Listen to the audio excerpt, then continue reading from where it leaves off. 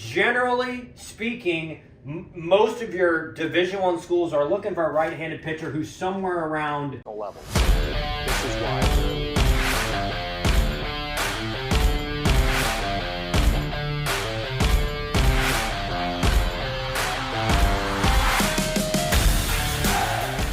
All right, so I had a comment from Chris Bolkin, I think yesterday, about, what are the velocity expectations at Division III, Division II, JuCo, and Division I, and if I could kind of go over that.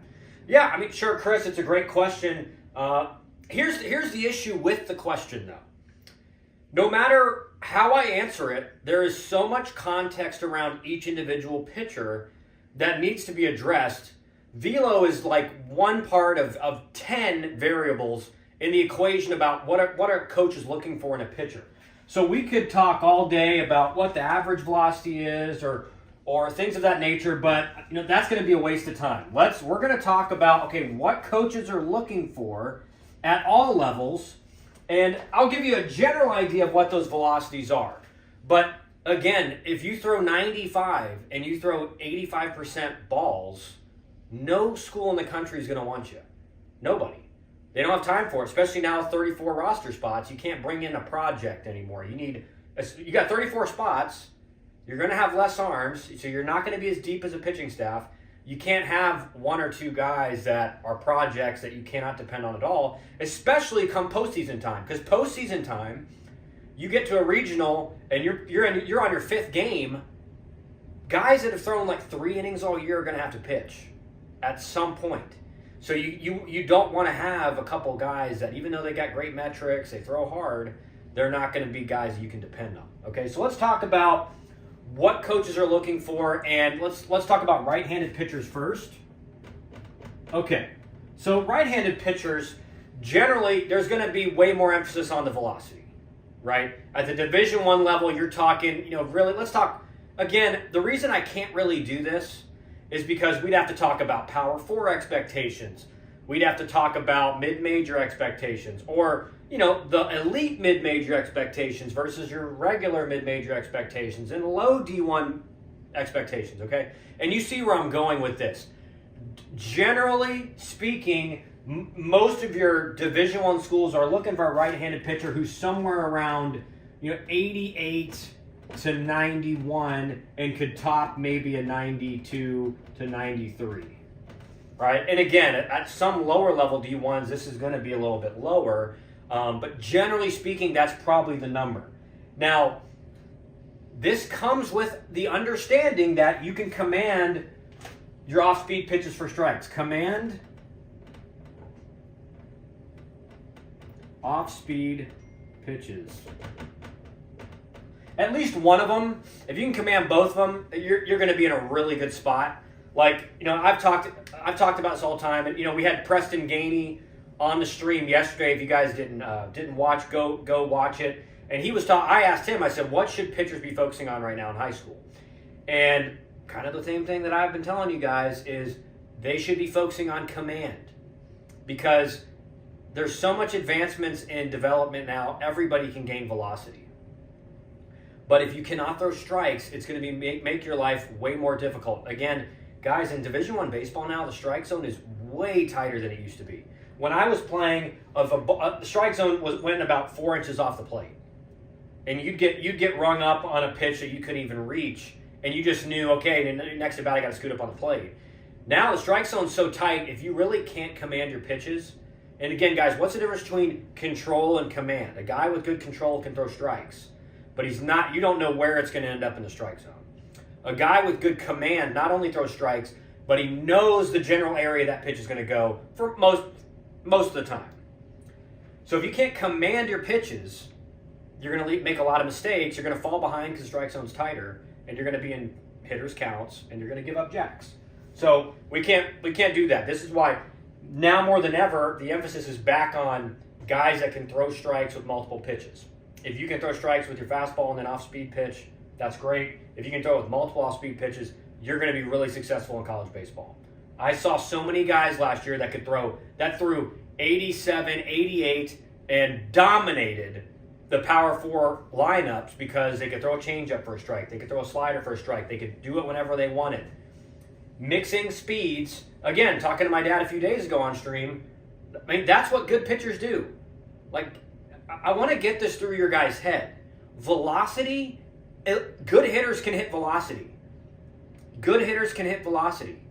At the college game, it's going to be, obviously velocity is going to be a little bit better. The higher you go up the pro ladder, velocity becomes less and less of a factor unless you're throwing like 100. All right, so if you're throwing mid-90s, again, you see that in Double A. Every starting pitcher throws that in Double A. All right, so for right-handed pitchers, guys, like we got to command the fastball, and we got to command our off speed. Left-handed pitchers. Now, lefties, there's way less of us out there. I was a left-handed thrower, left-handed hitter, but did not have a good enough arm to be a pitcher.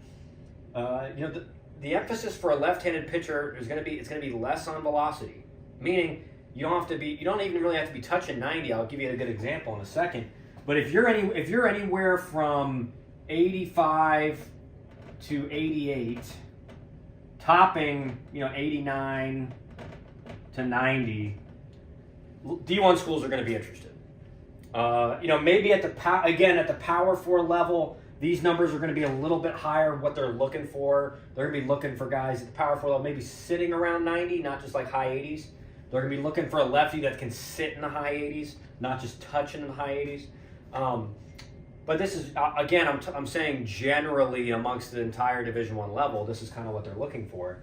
Now, with a lefty, there's so little of us out there that they really just want to see that you repeat your delivery, and you can command at least one pitch for strikes. One off-speed pitch for strikes. Every one of you should be able to command your fastball. But you should at least be able to command one off-speed pitch for strikes. The reason that everyone needs two or three lefties, kind of minimum on their staff is because you're going to have that big left-handed hitter in a lineup, and you want to play the matchups with the left-handed pitcher. Okay, I'll give you a great example of this. Matthew Shorey, a guy I worked with, who's now on campus at Vanderbilt for his freshman fall. When I started working with him, he was like 82, 83. Elite command of all his pitches. Low three-quarters arm slot. I mean, he just had a lot of stuff going for him. And I told him, I said, right now, a gatekeeper for you is velocity. Like, that's it. You get that velocity up, you're going to have major Division I programs interested.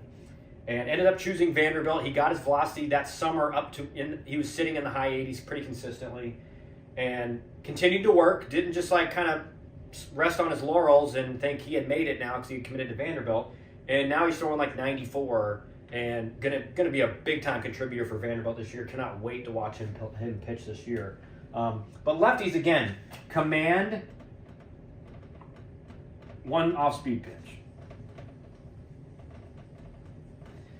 Guys, like everything, like left, there's so many more of you right-handed pitchers out there that coaches are just going to be way more picky when it comes to a right-handed pitcher.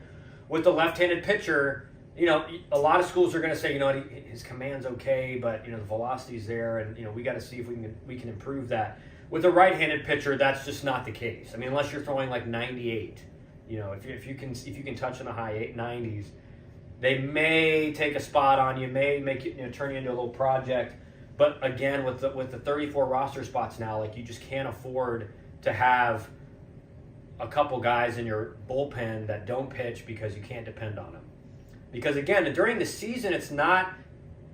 Well, if injuries happen, it could hurt you. It could come back to hurt you because the guy has to pitch more. But in the playoffs and in the tournaments, in the conference tournaments, and in the regionals, if you go deep, those guys are gonna have to pitch.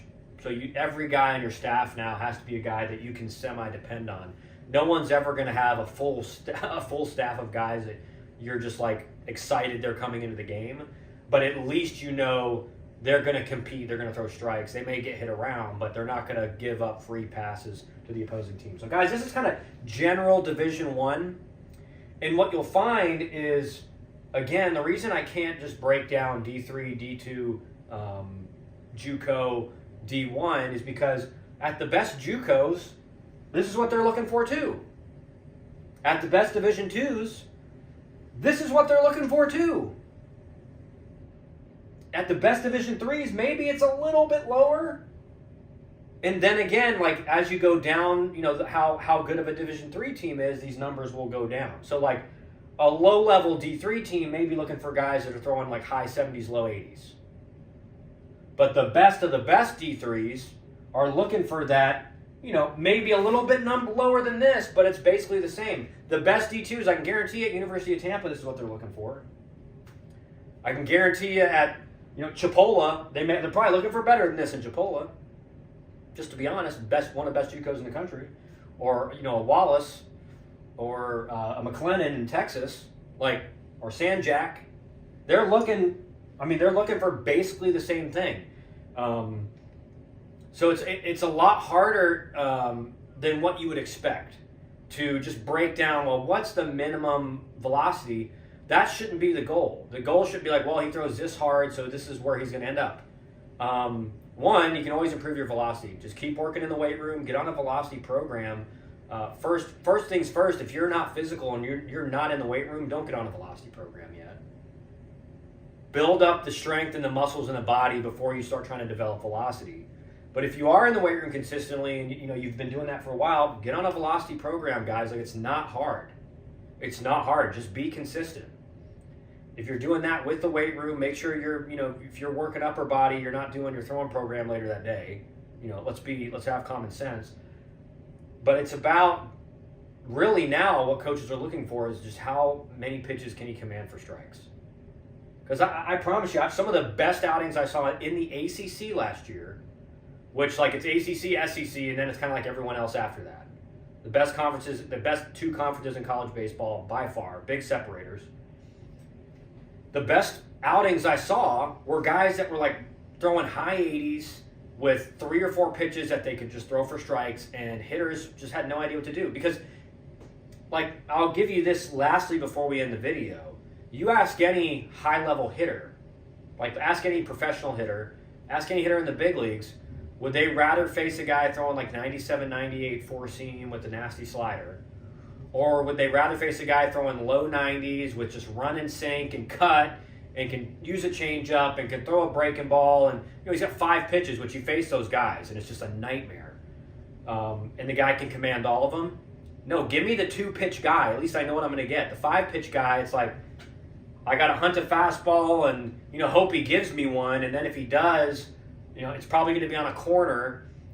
Jack Flaherty was like that. When I faced Jack Flaherty in Memphis when he was in AAA, it was just everything was a pitcher's pitch. And, I actually had a lot of success against him. I think I had 2 hits off him. But you really had to go into the at-bat knowing I'm not getting a cookie. I'm not getting a cookie. He's going to paint. He's going to land that slider on the outside corner. That changeup's going to be at the bottom of the zone. You had to go into the at-bat adjusting what your approach was. I'm looking on the outside corner. I'm looking inside corner. Because he could move it around wherever he wanted. And every hitter on planet Earth would rather not face that guy and face a guy that's got 2 pitches, maybe 3 pitches, and the changeup's a distant third. Like my dad said on stream, guys, if you want to be an elite pitcher, develop a changeup. Develop an elite changeup. Start now. Hardest pitch to pick up for a hitter. Spin is tough to pick up. Slider, you see a dot on the ball right out of the hand, typically. You see that hump.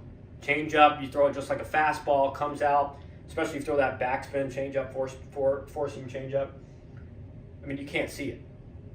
It's the hardest pitch to hit. So, guys, I hope this helps. I hope that answers the question. I know it's not as detailed as maybe you would like, but again, there's so much that goes into this equation of when you're evaluating a pitcher other than velocity. Velocity is kind of okay, checks the box. But again, there's guys that are under that velocity maybe threshold that coaches may be really interested in because he's got an elite breaking ball and elite command. So, there's not this just okay, now he throws this hard so we can look at him. Depending on age and everything like that, there's so many factors that come into it. But I hope this gives you guys an understanding of what colleges are generally looking for in today's game. They're looking for complete pitchers. Again, and part of this shift is because they can get guys in the portal that have proven numbers that throw strikes. So if they're going to go after a high school kid, he better have a lot of potential, and he better already be able to throw strikes with multiple pitches. Okay. Thanks for all the support, guys. If you need help in recruiting, go to our website or scan the QR code, fill out an eval request. We'll meet with you. let you know kind of how we operate, where you may be able to end up, and where we see possible fits for you being, and see if it's a good fit for you guys to work with us. We'll be back again with some more videos, and we'll be streaming later today. So appreciate all the support, guys.